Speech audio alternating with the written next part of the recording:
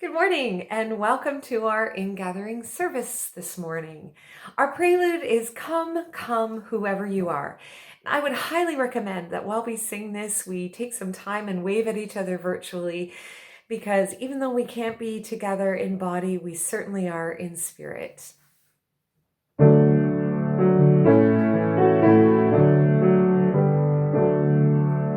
Come, come, whoever you are, wanderer, worshiper, lover of leaving. Ours is no caravan of despair. Come yet again, come. Come, come, whoever you are, wanderer, worshiper, lover of leaving. Ours is no caravan of despair. Come yet again, come. Come, come, whoever you are, wanderer, worshiper, lover of leaving. Ours is no caravan of despair. Come yet again, come yet again, come yet again, come.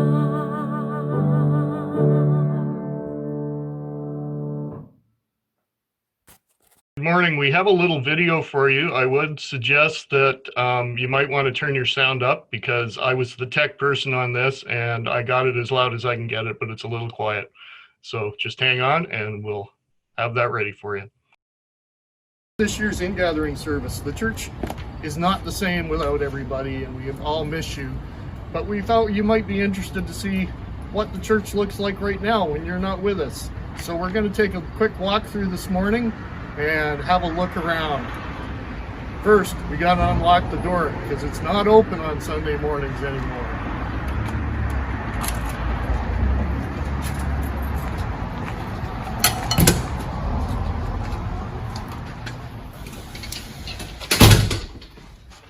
As you can see, we don't turn a lot of lights on, but we'll turn a couple on right now.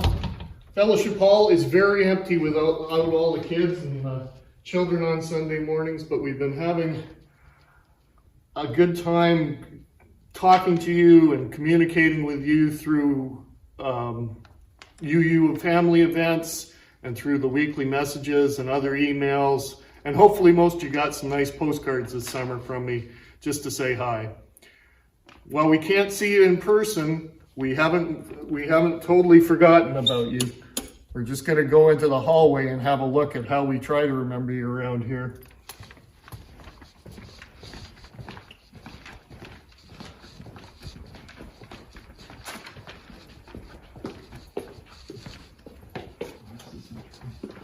As you can see, we haven't taken down the self-portraits we did during a multi-gen service last year. And it's a reminder to us that even though you folks aren't able to be with us right now, that sooner or later we'll all be together again. Now on a normal in-gathering Sunday, this would be a beehive of activity. But as you can see, there's nobody in here making coffee. There's no choir members running to and fro getting ready. This is just as empty as it usually is these days on a Sunday morning, as we miss you folks. Well, Reverend Victoria's office is open, but she's not in there, so let's see if we can find her.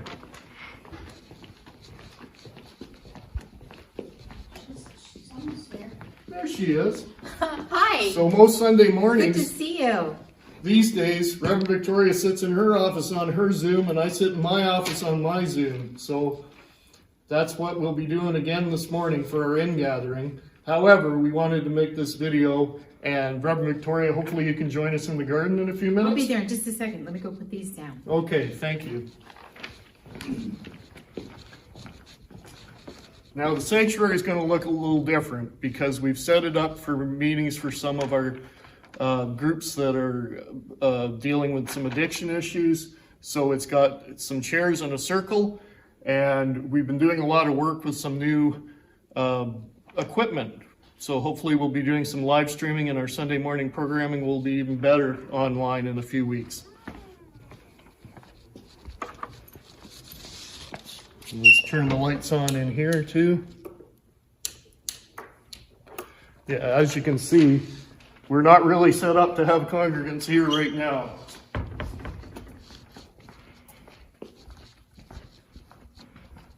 However, everything's still here. We're still here. We're still getting ready. We're still trying to give you all services.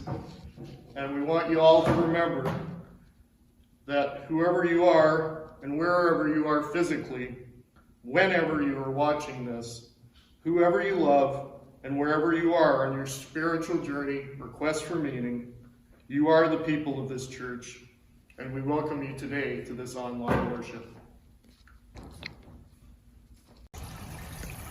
This is our Sunday for ingathering, when we come together to celebrate our water communion as a way of recommitting ourselves to each other in community as we go forth through our worship year. Well, this year, of course, is a little different. Water communion is our way of joining hands with our ancestors in faith and reaching forward into the future, because every year as we collect the waters, we take some from the past year and past years, and we put it in our common vessel, and then when everyone has contributed, we take water back out of it and we save it for the year. So here goes the water from our past into our fountain. Make sure we get all in. And after you have a chance to come and put your contribution into the fountain, I'll come back and refill our jar to hold on for next year. And we'll pray that we are together again so we can do our ritual in the way that we're more used to. Blessings to you all. So good morning. Welcome. As Tim said, whoever you are, whomever you love, and wherever you are on your journey of faith or search for meaning, today you are welcome with us in this faith community. Our mission together is to nurture one another, serve the community, and inspire action to heal the world. We are not the first people on this land, nor will we be the last. We acknowledge our connection to the web of all existence, honoring the past and preparing for the future. The stewardship of the original people who lived here preserved this space for generations, and we seek to be respectful stewards of this property and this place for those who will follow us. This morning we light our chalice, the symbol of our faith, with these words from Kathleen McTeague. Into this community of faith we bring our hunger for awakening. We bring compassionate hearts and a will toward justice. Into this place we bring the courage to walk on after hard losses. Into this community we bring our joy, our gratitude for ordinary blessings. By our gathering we bless one another, and in the shelter of this community we know ourselves to be blessed.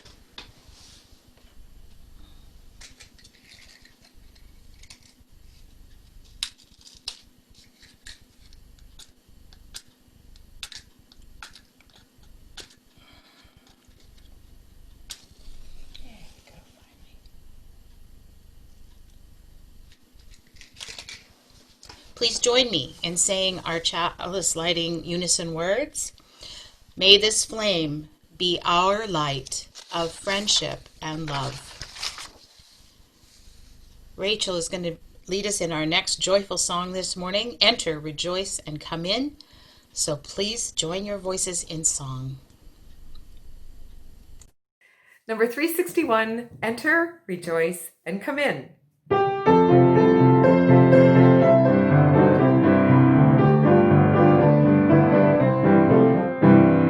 Enter, rejoice, and come in. Enter, rejoice, and come in. Today will be a joyful day. Enter, rejoice, and come in. Open your ears to the song.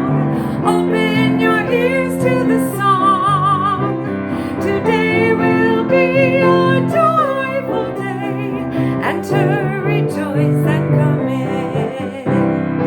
Open your hearts, everyone. Open your hearts, everyone. Today will be a joyful day, and to rejoice and come in. Don't be afraid of some change.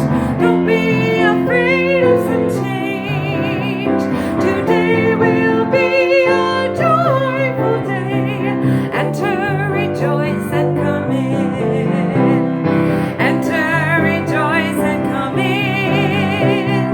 And to rejoice and come in. Today will be a joyful day, and to rejoice and come in.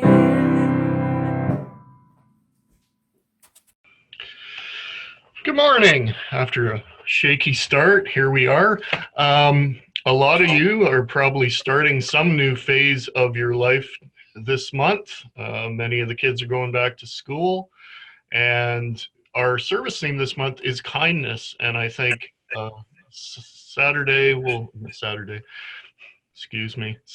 will be a lot easier if we all treat each other with a little kindness and understanding. And here's a story for all ages to help us think about that. It's called The Day You Begin by Jacqueline Woodson.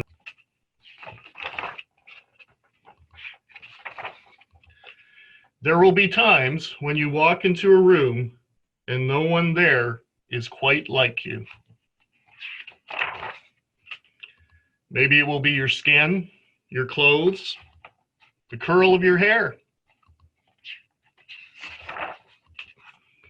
There will be times when no one understands the way words curl from your mouth, the beautiful language of the country you left behind. My name is Rigoberto. We moved here from Venezuela. And because they don't understand, the classroom will fill with laughter until the teacher quiets everyone. Rigoberto from Venezuela, your teacher says so soft and beautifully that your name and homeland sound like flowers blooming the first bright notes of a song. There will be times when the words won't come. Your own voice, once huge, now smaller, when the teacher asks, "What did you do last summer?" Tell the class your story. "We went to France," Shayla says. "These shells came from a beach in Maine." A boy named Jonathan holds out a jar filled with tiny shells so fragile they'll look like they'll turn to dust in your own untraveled hands. My whole family went to India, Spain, South Carolina. Each souvenir a small triumph of a journey, their travels going on and on. And as you stand in front of that room, you can only remember how the heat waved as it lifted off the curb, and your days spent at home caring for your little sister who made you laugh out loud and hugged you hard at nap time. You can only remember the books you kept on reading long after she had fallen to sleep.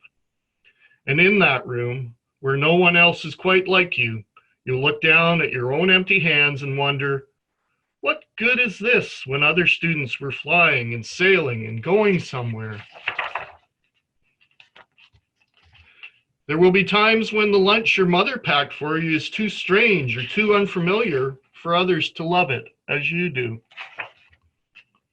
When even your own friend Nadja will wrinkle her nose and say, "What's in there anyway?" And you'll wonder how she doesn't see the rice beneath the meat and kimchi.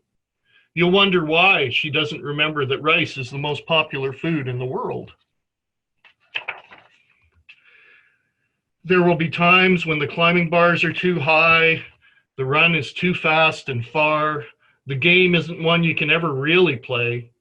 I don't want him on our team. You can watch. Maybe you can have a turn later. There will be times when the world feels like a place that you're standing all the way outside of.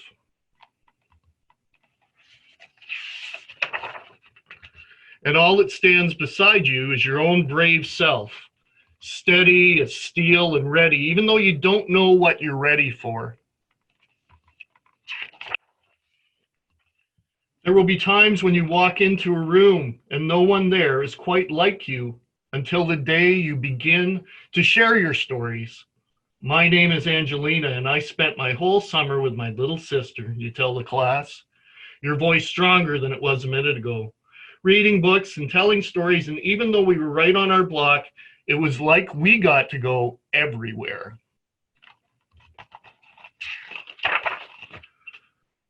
Your name is like my sister's, Rigoberto says. Her name is Angelina too. And all at once, in the room where no one else is quite like you, the world opens itself up a little wider to make some space for you. This is the day you begin to find the places inside your laughter and your lunches, your books, your travel, and your stories, where every new friend has something a little like you and something else so fabulously not quite like you at all. And that's the end of today's story. Thank you for that story, Tim. This morning for contemplation, we're going to do something a little different, a guided meditation. We're going to spend some time in a forest, and I invite you for that experience to relax and be comfortable. Find a place that you can be still for a few moments and be inside yourself. Breathe and close your eyes if you like. The Forest Lives On by Gail Forsyth Vale. Picture yourself in a beautiful forest with lots and lots of trees. Some trees are young. They are rather small with thin branches. Others are very, very old trees, and their thick trunks are huge, their branches thick as they reach up high, so high up, reaching for the sky. You see one of these old trees has fallen to the ground. Sit for a moment on the trunk of this old tree and feel the rough bark with your fingers. See the moss growing in the holes. This fallen tree has become home to new life. Life continues in a circle. The forest lives on, and so do we. You hear the babbling of a small creek just off through the trees. You get up and you move through the forest, and you stop by that creek. See how the water bubbles over the rocks.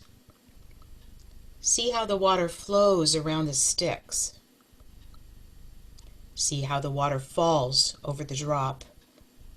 And listen again to the bubbling creek. Feel the warm sun on your cheek, the sun that pours through the trees. Life is all around you. In the trees, in the creek, in the floor of the forest. The life continues in a circle. The forest lives on, and so do we.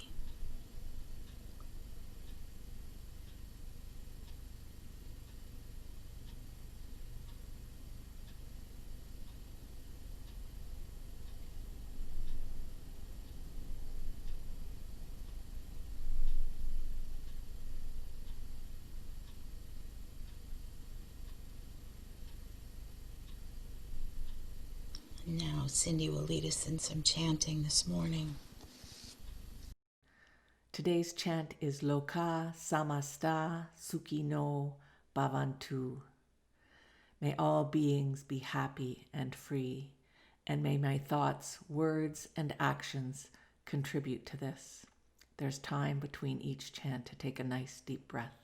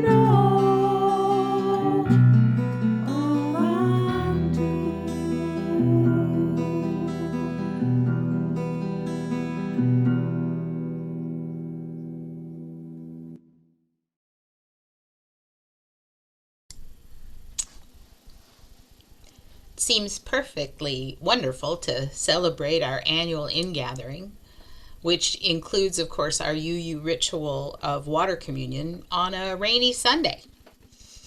Water communion, of course, is practiced as our way to symbolize the love and talent, care and presence each of us brings into our faith community, shared in a common vessel of support and action and spiritual growth. It is a reminder of our interdependence and the life-affirming power of religious community. Our water communion is a ritual, like many rituals, that is the same every year. But it's not the same this year. We've had to adapt to what we do to meet the challenges and the changes of our time. So instead of being in the sanctuary and coming together to pour our water into a common bowl, this year I'm going to ask that you bring your water offering to the church and pour it into the fountain in our back garden. Now you saw me put that communal water that we share in this little jar from our last year into the pool in that video. Your water offering will join with that of our past and others of our present, and I will then, of course, save a portion of that for next year's ingathering water communion, a sign of our connection to the past and our link to the future. I think in times of uncertainty, our rituals are particularly important, something familiar that reminds us, and it helps when we participate in familiar rituals to cope with our anxiety. And I think some of us, at moments at least, are quite anxious in these times. Rituals offer us a connection to the familiar, the usual, the timeless in our lives. It's a touchstone for our hope. So here we are on a rainy Sunday, a hint of fall, and maybe even more than a hint of fall in the air, a prelude to our coming cooler weather and the changing of the seasons. And there's water everywhere, a reminder for us of the blessings of rain that nourishes and feeds us and the plants and the animals and the earth. This month's worship theme is kindness. And while rain may hamper our plans or cause us to have to rethink what we're going to do on a given day, it is also good to remember that rain is truly a kindness in our lives, a gift, a blessing from Mother Nature that allows life to exist, that supports our well-being and creates the beautiful outdoors for us to enjoy, lakes and streams and rivers and oceans. It is a part of the timelessness of nature for which we are truly grateful. And if we look at the world through the eyes of gratitude, we can see the many kindnesses that are there for us. We enjoy so many of them, so many blessings as we go about our lives. We may not think of them as kindnesses, but they really are. Things like the smile of a friend and the pleasure of good company, the blessings of abundance in food and flavors, especially at this time of the year when the harvests of summer are appearing on our tables, the love of our family, the pungent smell of loamy earth, the joy of a pet, or the wonder of a wild animal spotted in our backyard. The list of blessings in our lives is long and elegant, complex and marvelous. Kindness is bound up with our gratitude. Seeing and acknowledging the positives, the gifts, the beauty, the marvelous, opens our eyes to the abundance and opportunity around us. Even when things aren't perfect, things are seldom perfect, there are still many things that are good and deserve our appreciation. And when we practice being grateful in attitude and approach, our hearts and minds open in love and patience to other people. Love and patience help us to be kind to others, thoughtful to our others and for ourselves.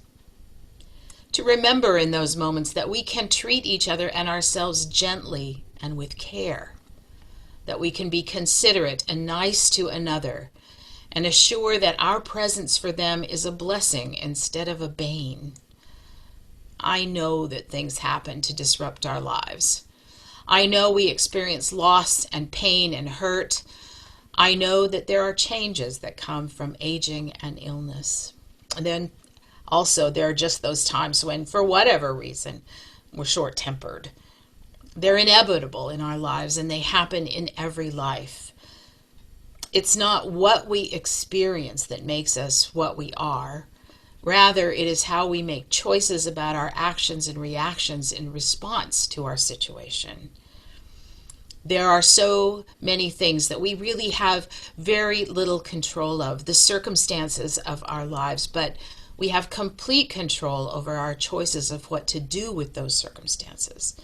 And we can be pleasant and nice even when our lives are not perfect. We can extend kindness and patience to others in spite of feeling less than pleasant ourselves. But you say, what if things are really awful for me? How can I be true to how I'm feeling and what I need? Well, being genuine about who we are, even when we are experiencing loss or grief or hurt, doesn't mean that we have to also be mean or short, dismissive or unkind. We can choose to continue to give others the gift of kindness, even when we have to face challenges ourselves. Many of you will be familiar with that very old movie, Harvey. And in that movie, the main character is a man named Elwood P. Dowd. Dowd has chosen to live life in an alternative sort of way, and sometimes his choices trouble his family. But the way he chooses to live brings him great peace and joy and gratitude. And he is a kind man. When asked why he has chosen to live his life on his own terms, Dowd says, well, years ago my mother used to say to me, she'd say, and she always called me Elwood, in this world, Elwood, you must be oh so smart or oh so pleasant. Well, he says, for years I was smart. I recommend pleasant. You can quote me. You know, I've taken that advice to heart since I heard that when I first saw the movie years ago.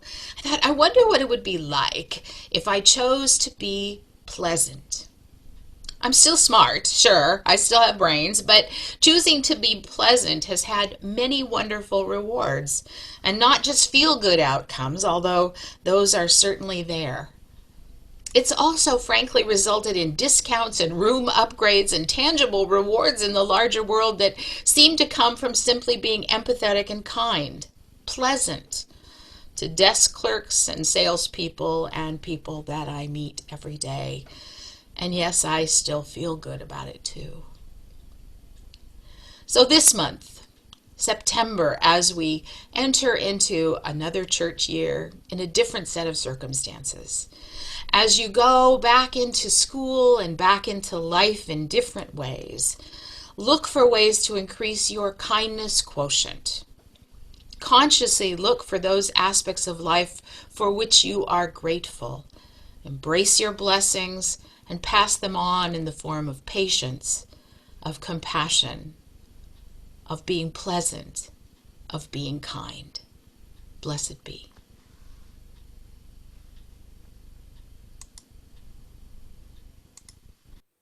Number 123, Spirit of Life.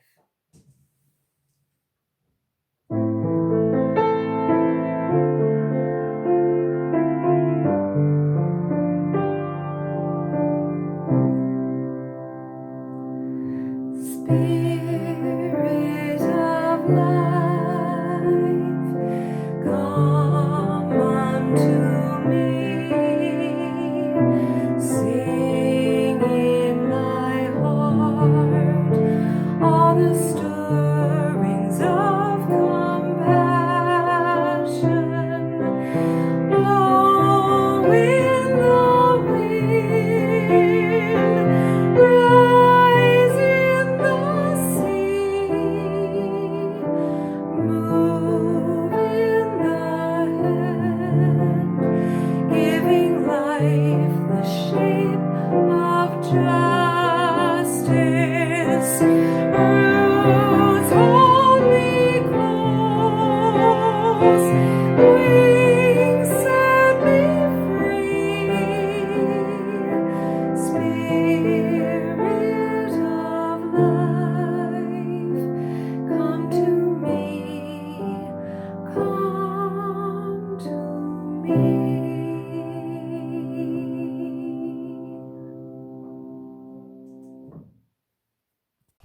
Our benediction today comes again from Gail Forsyth Vale.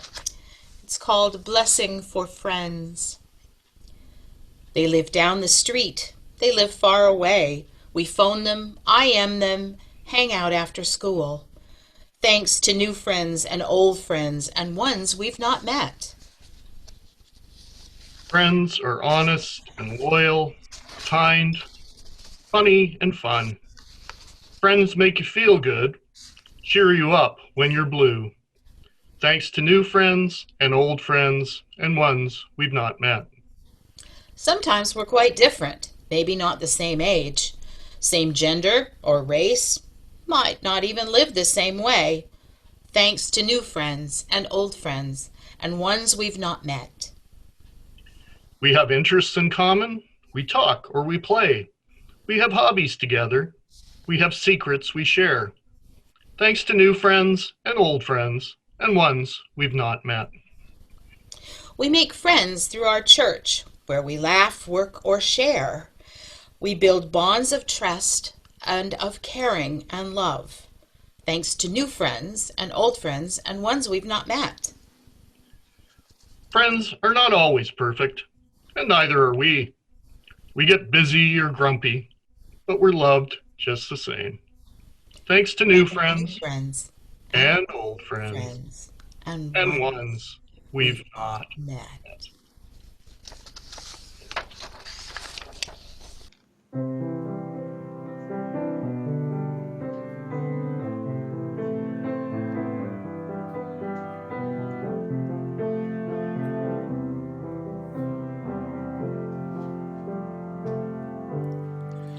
We are living in the great Big Dipper. We are washed by the very same rain.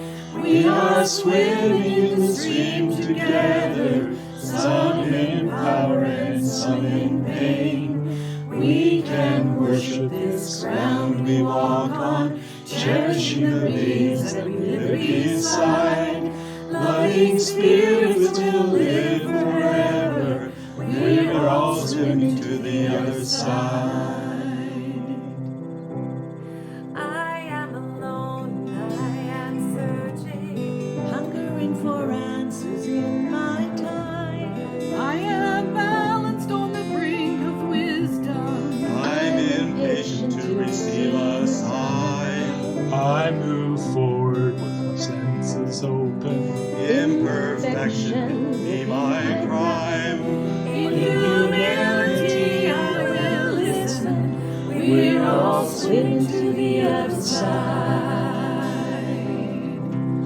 We are living beneath the great Big Dipper. We are washed by the very same rain. We are swimming in the stream together, some in power and some in pain. We can worship this ground we walk on, cherishing the beings that live beside. Loving spirits will live forever. We're all swimming to the other side. On this journey through thoughts and feelings, Finding intuition, my head, my heart. I am gathering the tools together. I'm preparing to do my part. All of those who have come before me, And together be my guide. loving lessons that I will follow. we're all swimming to the other side. We are living beneath the great Big Dipper. We are washed by the very same rain. We are swimming in the stream together, some in power and some in pain. We can worship this ground we walk on, cherishing the beings that live beside. Loving spirits will live forever. We're all swimming to the other side.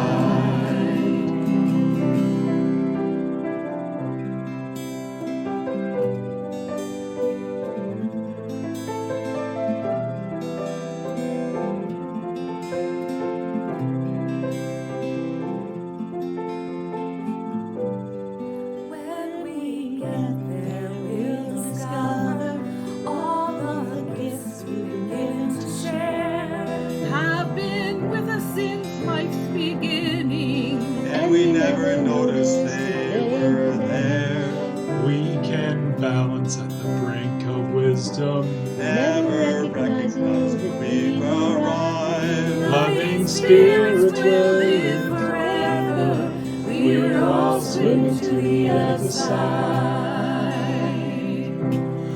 We are living in the great big dipper. We are washed by the very same rain. We are swimming in the stream together, some in power and some in pain. We can worship His ground we walk on, cherishing the beings that live beside. Loving spirits will live forever. We're all swimming to the other side. Loving spirits will live forever. We're all swimming to the other side.